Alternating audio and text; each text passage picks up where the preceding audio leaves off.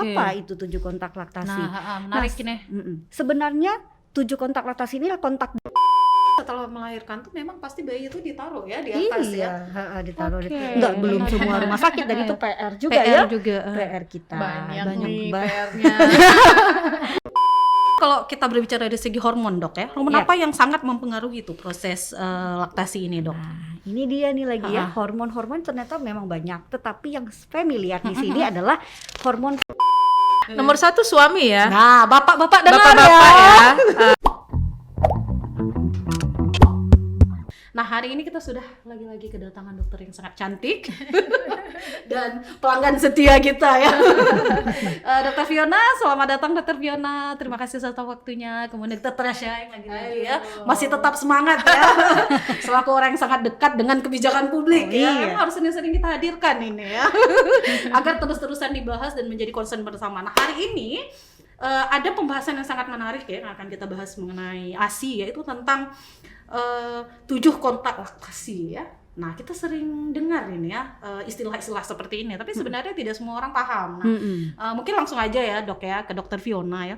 Apa sih sebenarnya harus dilakukan dalam manajemen laktasi dan bagaimana manajemen laktasi menyusui yang baik sebenarnya? Oke, terima kasih Kak Zikra. Ya, jadi sebelumnya kita harus paham dulu nih manajemen laktasi itu apa?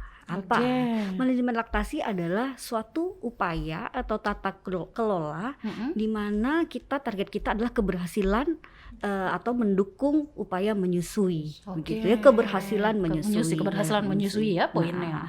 Karena saat ini kita sampai pada topik support system dan segala macamnya yang mendukung upaya keberhasilan, kan sebenarnya sih ada beberapa faktor ya, faktor ibunya, ya kan, kemudian faktor bayinya, kemudian faktor support system yang ada di sekelilingnya. Nah, sehubungan dengan itu, ketiga ataupun ada beberapa faktor tadi harus berlangsung dengan baik supaya manajemen laktasi itu bisa berhasil atau berjalan dengan baik. Nah, makanya tadi dalam hal support system kita punya 7 kontak laktasi gitu ya. Apa itu 7 kontak laktasi? Menarik ini. Sebenarnya 7 kontak laktasi ini adalah kontak dasar. Jadi ada 2 nih, kontak dasar dan kontak berkelanjutan. Nah, kontak dasar ini dan kontak berkelanjutan ini adalah namanya kontak ya. Bagaimana si ibu atau si bayi sendiri kontak dalam upaya perbaikan ataupun mendukung keberhasilan menyusui. Kontak dengan tenaga kesehatan atau dengan konselor. Konselor laktasi. Nah, biasanya di rumah sakit sayang bayi itu sudah ada. Ya, rumah sakit sayang bayi sudah ada. Syarat ya, Dok. Syarat sudah ada. Tetapi rata-rata di Aceh ya belum ada. Kayaknya saya lihat terpampang 7 kontak laktasi itu belum ada.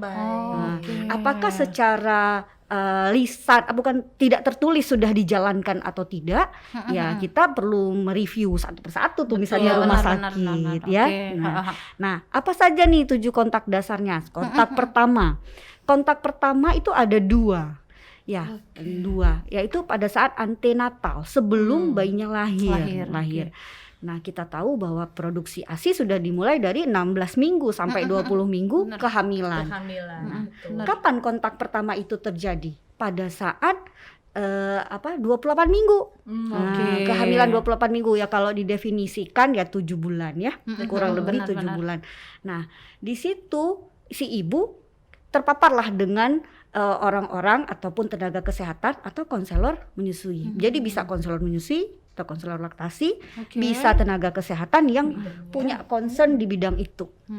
Nah, apa yang diberikan pada saat 28 minggu? Ya, pengetahuan tentang ternyata pada saat 28 minggu itu sudah ada nih produksi ASI sebenarnya. Nah, kadang-kadang ada ibu yang juga udah merembes kan? Udah keluar ya sampai basah. Nah, kita harus fasilitasi ibunya apakah cemas atau tidak. Sudah punya pengetahuan tentang ASI atau belum. Nah, di situ masuk. Kemudian yang kedua, yang kontak pertama nih masih pada saat usia 9 bulan. 36 minggu. Nah, di situ kembali ke lagi nih dengan konselor yang pertama atau mungkin dengan konselor berbeda. Yang penting konselor ya. Yang penting atau tenaga kesehatan yang concern di bidang itu. Nah, di situ kita tanyakan apa kekhawatirannya, apa kecemasannya, atau ada apa yang belum ibu tahu tentang hal perasian ini. Nah di situ masuk perlahan-lahan gitu ya.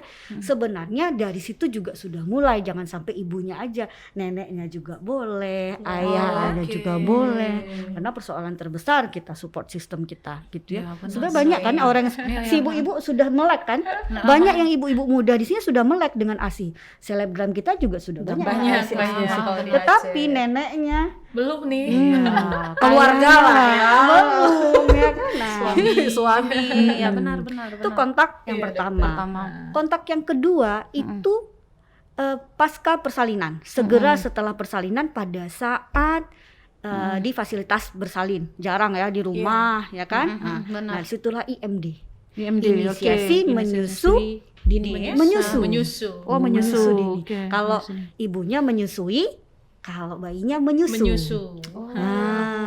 Jadi pada saat IMD kan itu segera setelah lahir ada kontak skin to skin. Nah, langsung diletakkan di dada ya kan. Nah, apakah targetnya langsung menyusui bayinya? Enggak, tapi targetnya adalah skin to skin dulu. Nanti dia akan merangkak menuju payudara ibu. Mencari. Makanya kalau setelah melahirkan tuh memang pasti bayi itu ditaruh ya di atas ditaruh. Enggak, belum semua rumah sakit, dan itu PR juga ya. PR kita. Banyak PR-nya.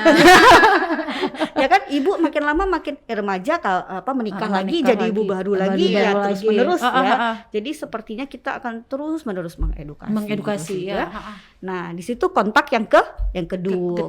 Yang kedua, kontak satu kan ada 2 tadi. Kontak kedua pada saat di fasilitas bersalin. Kontak ketiga itu postnatal pertama, pada saat dia kelahiran, namanya postnatal pertama. Itu 6 jam sampai 24 jam pertama. Nah, kalau yang kontak kedua tadi segera setelah lahir sampai 6 jam. Nah, disitulah kita masuk di situ. Kita masuk bagaimana pengetahuan tentang anatomi payudara, ya kan. Nah, bagaimana kalau ASI-nya tidak keluar, bagaimana kontraksi rahim yang terjadi. Jadi awal-awal melahirkan satu hari pertama tuh diberitahukan kepada ibu, ya, sama ya kalau bisa keluarganya juga. Itu kontak ketiga. Kontak keempat ya adalah postnatal kedua pada saat hari kedua sampai keempat. Nah, pada hari kedua sampai keempat. Tapi kan nggak semua orang terpapar kadang-kadang kan? Iya.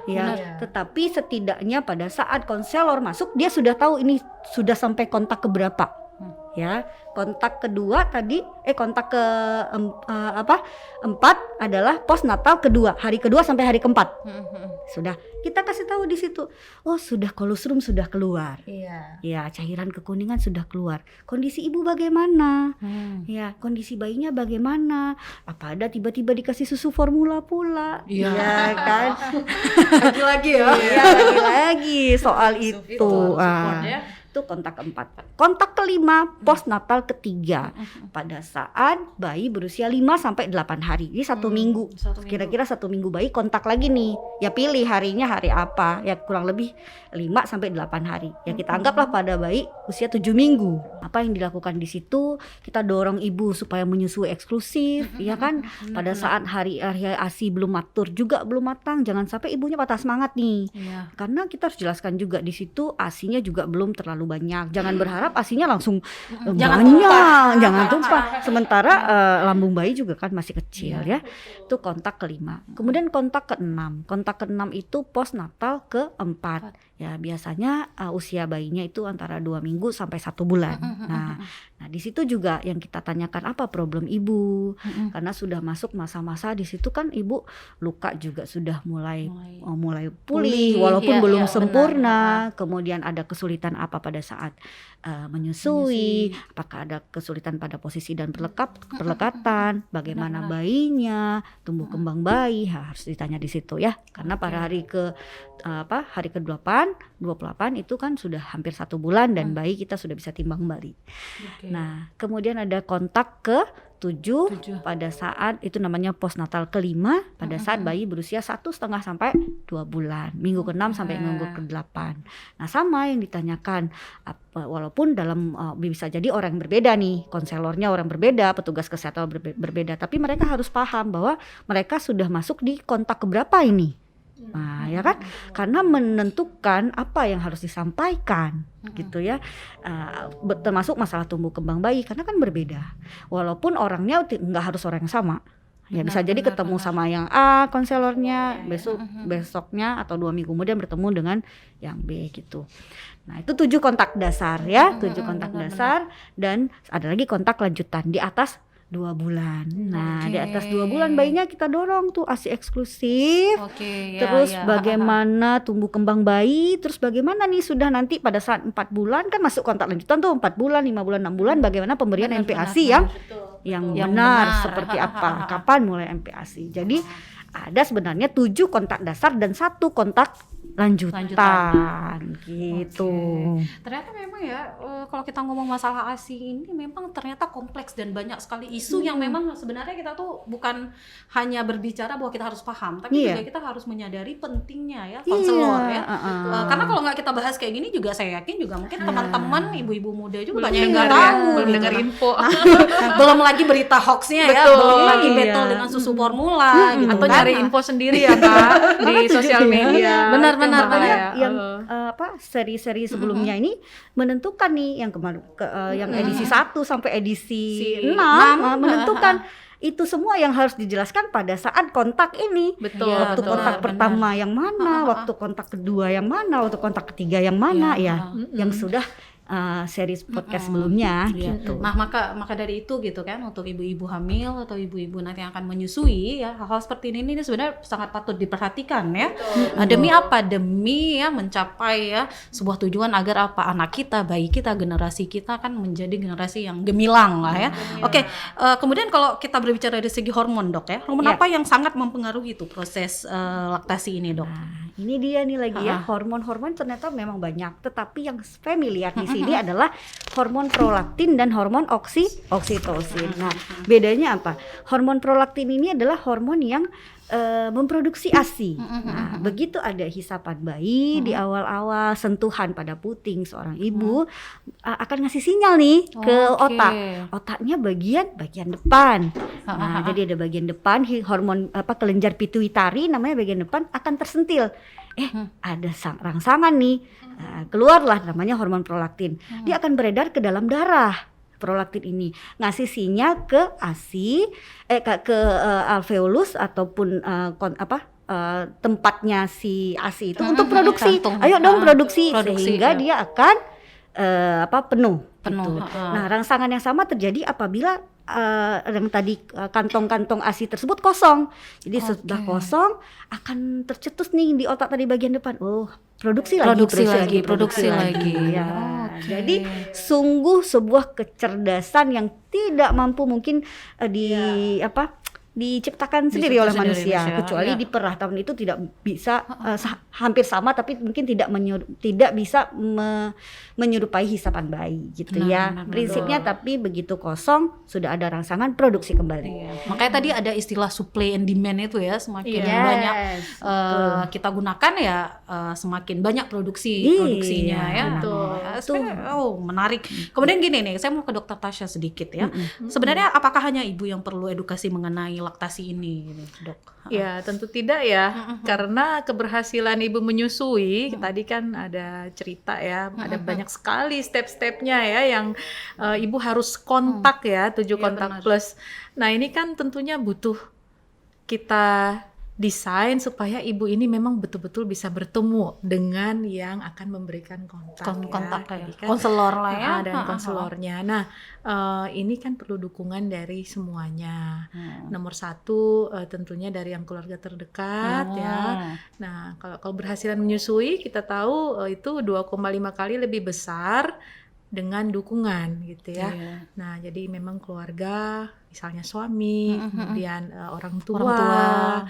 Dan juga saudara-saudara dari ibu yang sedang hamil ya, itu sudah harus sepakat ya dan mendukung gitu. Jangan sampai justru orang-orang terdekat yang justru menggagalkan, mematahkan ya. semangat ibu untuk berhasil menyusui gitu kan gitu. Benar itu. ya. Saya pernah podcast yang pertama kali memang case-nya sekarang kadang kita pingin gitu ya kasih eksklusif kan dengan dapat informasi. Tapi di satu sisi kadang-kadang kita kadang-kadang seorang ibu ini kan bisa berkhawatir berlebihan, nggak dikasih karena nggak banyak keluar, anaknya kuning, akhirnya gagal ya. Atau belum lagi alasan-alasan misalnya ya kayak pernah kita bahas juga kayak ibu sibuk misalnya atau ibu bekerja ya. Nah ini sebenarnya nih kalau saya tahu gitu, kalau kita ngomong laktasi ini sebenarnya yang harus ke konselor itu kan ibu. Ya kan? Tapi siapa sih yang kita bawa tuh sebagai pendamping si ibu ini supaya ini nih pemirsa nih dengar nih bahwa ternyata konselor laktasi ini bukan hanya ibu yang pergi ke konselor ya, tapi ini masyarakat tuh memang harus kayak gitu dong gitu, harus kita sebut gitu. Iya, betul. Iya, biar notice, biar kena dia kan, walaupun dia merepet-repet nanti tak kenang lo. Iya, nomor 1 suami ya. Nah, bapak-bapak dengar Bapak-bapak ya. Jadi memang suami selain siap antar siap jaga ya. Siaga. Bukan cuma siap antar siap jaga, Ya, tapi siap siap hadir duduk di bareng-bareng samping, ya. siap mendengarkan ya. Siap mendengar. Dan sebenarnya kan manfaatnya banyak ya, yang nanti bisa memberi juga manfaat menyusui bagi bapak ya, maksudnya menyusui anak gitu ya. Buat bapaknya nanti bapak bisa akan lebih menimbang-nimbang, dan ternyata kalau mau jujur mengikuti nurani sebenarnya manfaat menyusui jauh lebih menguntungkan bagi keluarga. Kemudian yang kedua itu untuk menjamin keberhasilan menyusui. Nomor 1 tuh biasanya kalau tergantung budaya kita ya, kalau di Aceh biasanya dipengaruhi oleh ibu dan ibu mertua gitu. Kami dengar kalau habis melahirkan biasanya pulang dulu ya ke rumah mama. Mama apalagi ke Betul. orang tua perempuan ya biasanya. benar. Jadi memang berarti harus disiapin, diselang-seling ya. Disiapin supaya ketika ibu misalnya ada sedikit galau ataukah memang anak kita menangis, itu harus diberikan pemahaman bahwa tidak serta-merta itu hanya karena lapar dan lain sebagainya, dan komitmen menyusui ini harus benar-benar sudah dibangun dasarnya sejak awal. Iya, karena kadang-kadang gini, yang buat orang sekitar panik itu juga sebenarnya karena edukasi yang tidak nyampe atau pengetahuan yang mereka tidak tahu ya. Ya sebenarnya kok kita mau nyalahin ya gampang ya, kita nunjuk-nunjuk aja, tapi sebenarnya hari ini harus menjadi kesadaran bersama bahwa yuk ikut edukasi tentang laktasi, sehingga suami, orang tua, atau bahkan adik mungkin ya, mau adik perempuan, adik laki-laki gitu yang ada di dalam keluarga lebih aware ya tentang proses-proses ini. Ada yang ingin ditambahkan, Dok? Ya, belum lagi soal netizen ya, yang julid ya kan ya. Nah, Saya mah sudah tahan banting itu. ya, jadi, benar, sehubungan tadi dengan ayah ASI ya, kalau sekarang namanya breastfeeding father atau ayah ASI ya kan, ayah yang selalu mendukung menyusui itu namanya ayah ASI atau ayah laktasi ya kan. Nah, itu juga penting sehubungan dengan hormon yang satu lagi, Zikra, namanya hormon oksitosin. Oksitosin ini namanya hormon cinta. Sebutannya. Ternyata hormon ini banyak jenisnya. Nah, jadi kalau kita menyusui, pernah nggak dengar, jangan pergi malam-malam ke rumah bayi misalnya, nanti merepotkan segala macam. Nah, itu ternyata ada benernya. Jadi kalau kita menyusui ini, begitu ada sesuatu yang nggak disenangi sama ibunya, itu langsung mampet saluran asinya. Oh, berpengaruh. Jadi ada beberapa macam faktor. Jadi program kerja si oksitosin ini dia berasal dari perasaan si ibu. Jadi moodnya si ibu ya. Oke, kita dan ini selain juga sensitif dari si puting tadi, udah diisap sama bayi, dia melihat bayinya, senang sama bayinya, sayang sama bayinya. Nah, kasih sinyal lagi nih ke otak, tapi bagian belakang. Kalau tadi prolaktin bagian depan, oksitosin bagian belakang nih. Nah, kasihnya keluar hormon oksitosin. Fungsinya untuk ASI tadi yang sudah penuh, yang gara-gara kerja prolaktin, harus dikeluarkan oleh si oksitosin. Oksitosin ini mancing otot-otot di sekitar, ayo keluar, diperas. Nah, kalau ada sesuatu yang nggak disenangi nih sama ibunya, udah berhenti. Nah, ayah ASI bisa memancing itu dengan pijat oksitosin, gitu. Jadi berarti ini ya, sorry Dok, Kalau ada istilah selama ini nggak boleh datang tengok bayi itu malam-malam, sebenarnya bukan cerita karena, di balik mitos itu sebenarnya ini ya sangat berpengaruh ya. Karena kan bukan malam ibunya capek, ya bukan karena Hai, apa-apa. bukan karena unti sedak jin kata orang Aceh ya. Istirahat juga. Sebenarnya biar ibu istirahat karena dia dengan memang baik. udah capek ya. Lebih kalau kita kayak semua, kayak saya pribadi juga kayak kalau malam tuh memang kalau ada bayi itu kadang-kadang pengen istirahat aja nggak bisa. Iya. Oke. Kemudian ini Dokter Tasya nih, kalau saya ngomong persentase ya, berapa persentase support system yang sangat berpengaruh pada proses laktasi ini ya sebenarnya dari keluarga gitu? Iya, tadi sudah disampaikan ya. Kalau sekitar 2,5 kali lebih berhasil menyusui kalau ada dukungan, itu berarti 250% sebenarnya. Oke. Di luar jangkauan ya 100%. Jadi kalau teman-teman betul, karena ini kan dukungan sebenarnya banyak ya dari berbagai pihak. Hari-hari ini sebenarnya selain keluarga terdekat, support system dari seorang ibu seharusnya juga punya dukungan dari teman sebaya ya, dalam artinya sesama ibu hamil, sesama ibu menyusui, dan itu dibangun sejak masa kehamilan. Nah ini kalau terjadi, selain kontak dengan konselor, hadir di kelas ibu, kelas yang ada di lingkungan sekitar, itu juga sangat bermanfaat ya. Makanya kita harapkan program-program yang memang diperuntukkan untuk ibu hamil ini bisa berjalan bersamaan, seperti yang tadi ya, kontak rutin dengan konselor di dalam 7 kontak laktasi plus mengikuti kelas ibu ini bareng-bareng. Nanti menciptakan lingkungan yang safe, yang benar juga, dan kondusif, syarat dengan informasi yang benar gitu ya. Iya, karena kalau kita ngomong soal support system, memang ya semuanya memang di dalam lingkungan keluarga itu juga harus teredukasi dengan baik ya dok ya. Di samping masyarakat atau lingkungan sekitar ya, karena kadang-kadang kalau kita lihat dalam pola masyarakat yang buat kita rusak itu jauh dari sistem yang sebenarnya itu kadang-kadang ya itu tadi godaan dari masyarakat atau cibiran netizen, mungkin itu ya. Ternyata 250% pemirsa ya. Terakhir nih dok, kapan waktu yang tepat untuk konsultasi laktasi sebenarnya? Ya seperti tadi sudah dijelaskan, dalam 7 kontak laktasi tadi ditambah 7 kontak 7 kontak dasar dan 1 kontak lanjutan, ditambah bila ada suatu problem selain di 7 kontak itu silakan langsung mencari pertolongan atau konselor ya. Konselor sudah banyak di Aceh ya, konselor. Ada berapa sih kira-kira dan di mana aja tuh kira-kira dok? Ya kalau di Banda Aceh sendiri mungkin sudah lebih 20-30 ya. Bisa offline, bisa juga online ya. Apalagi di Aceh Peduli Asih bisa langsung di PKBI ya. PKBI atau sama apa langsung mungkin ya. Aceh Peduli Asih juga buka kegiatan ya setiap minggu ya. Setiap minggu di CFD ya kan, di Car Free Day. Oke, berarti kalau di setiap kabupaten tuh ada akses lain dok, selain apakah apa ini juga ada gitu? Ada, kalau ya, apa kita sudah buka di Langsa ya. cabang Langsa juga ada ya. Ya karena kalau kita ngomong konsultasi kadang-kadang kan yang jadi concern sekarang di masyarakat kemana dan di mana. Betul. Habis itu kenyamanan lagi ya. Nah itu dia ya. Ada pesan yang ingin disampaikan dok, mungkin sekitar 2 poin gitu mengenai isu-isu laktasi ini. Jadi terima kasih Kak Sikra. Yang pertama tentunya dengan adanya akses ya saat ini ke konselor, ibu itu harus membekali diri dengan informasi. Jadi kalau bisa, kalau memang bercita-cita ingin lagi program hamil ya, atau di saat fase awal kehamilan itu sebenarnya sudah mulai mencari-cari.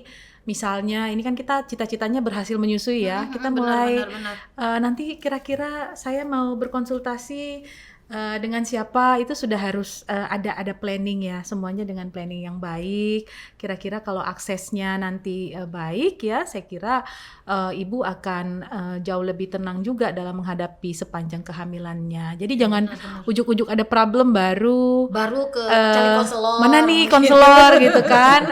Sebaiknya informasi itu sejak dini ya. Iya benar. Nanti kalau misalnya kayak tadi Dokter Fiona bilang umur 28 minggu saya sudah harus mulai mendapatkan informasi ini. Jadi kan ada, tapi saya mau dapat dari mana gitu kan. Nah, Benar-benar. kalau nggak disiapin kan akhirnya baca-baca sendiri ya.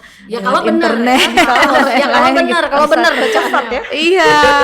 Terus itu ya yang pertama, semua persiapan ini semua dimulai dari ketika sebelum kehamilan sudah mulai cari info nanti mau seperti apa. Kemudian ketika hamil sudah mulai ada perencanaan melahirkan di mana dan lain-lain. Dan yang kedua, kami mendorong terutama dari teman-teman kesehatan sendiri ya, mengingat pentingnya 7 kontak laktasi tadi, orang yang paling akan sering kontak dengan ibu itu sebenarnya salah satunya yang paling punya potensi itu ibu bidan ya. Ya, karena kan 7 kontak laktasi ini rata-rata kan pasti sebagian besar dengan ibu bidan ya. Kalau dengan dokter paling terdekat ya, kalau di tenaga kesehatan yang concern soal betul. kesehatan ibu hamil ya. Dengan begitu melihat strategisnya posisi tenaga kesehatan secara khususnya bidan, kami menghimbau agar bidan-bidan jangan bosan untuk meningkatkan kualitas diri sehingga bisa betul-betul mengaplikasikan 7 kontak laktasi ya sesuai dengan ini memang bagian dari profesi ya, bagian profesi yang paling dekat dengan ibu hamil, kemudian ibu yang baru pertama melahirkan, dan yang terakhir harus pro-ASI. Tidak tergoda dengan formula kepentingan lain, misalnya turut menjadi bagian dari marketing susu formula yang tidak benar. Karena otomatis ini 2 kepentingan yang tidak bisa berjalan, ini bertolak belakang. Ya, yang satu sih sebenarnya betul untuk jualan ya kasarnya ya. Yang satu lagi padahal memang ya sebenarnya untuk yang disasar benar-benar dari segi kesehatan ya. Karena akan sangat susah kita membantu atau menolong ibu memecahkan permasalahan-permasalahan mempersiapkan ibu untuk menyusui ataupun membantu ibu dalam permasalahan ketika menyusui kalau ada juga misalnya kepentingan untuk bagaimana memposisikan susu formula ini menjadi salah satu opsi. Jadi ini harus sepakat dulu nih. Jadi ada 2 tadi dari sisi ibu dan keluarga, yang kedua dari sisi nakes yang memang berperan dalam 7 kontak laktasi. Mungkin itu dari kami. Iya. Sekali lagi mungkin dari Dokter Fiona, Dok. Ya, jadi untuk memantapkan nih manajemen laktasi yang baik, mungkin bagi masyarakat yang nonton ini, ingat-ingat tadi 7 kontak laktasi, 7 kontak dasar dan 1 kontak lanjutan ya, 1 kontak lanjutan. Terus untuk institusi ada baiknya mungkin dikaji ulang. Kalau rumah sakit sayang bayi mungkin regulasinya sudah ada 7 kontak laktasi, tapi kalau puskesmas tidak ada peraturan tertulis yang menyebutkan 7 kontak laktasi. Sebaiknya sudah harus mulai bergerak nih. Benar. Karena penting ya. Di puskesmas atau di tingkat kesehatan yang perifer, yang pinggir-pinggir, yang lumayan dekat sama masyarakat, harusnya sudah mulai tersentuh dengan 7 kontak laktasi itu. Ya mungkin akan kita terus ya, kita up terus supaya bisa ke lini yang lebih atas ya. Bantuan Dokter Tasya juga. Oke. Berarti sebelum saya tutup, ada satu pesan yang sangat penting sebenarnya pada sesi ke-7 ini ya. Ingat kehamilan, ingat laktasi. Iya, karena itu memang sebenarnya harus sering-sering diulang ya agar kita nih paham. Nah, selama ini kan saya yakin mungkin hanya sebagian kecil ya. Jadi podcast kali ini ketika kita mengupas tentang laktasi ya, kita juga harus sadar gitu bahwa berbicara laktasi ini juga bukan hanya berbicara kesadaran seorang ibu, tapi juga support system ya, Dok ya. Oke, terima kasih atas waktunya hari ini, Dok ya. Sama-sama, luar biasa ya sesi kita hari ini.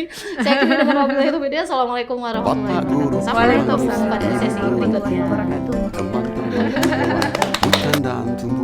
Jika video ini bermanfaat untuk Anda, silakan subscribe, like, dan nyalakan loncengnya. Dan hujan di antara sedih dan senang, lapar dan kenyang, aku mengaji jalanan dari pagi hingga petang, membaca tanda-tanda dari malam hingga fajar tiba.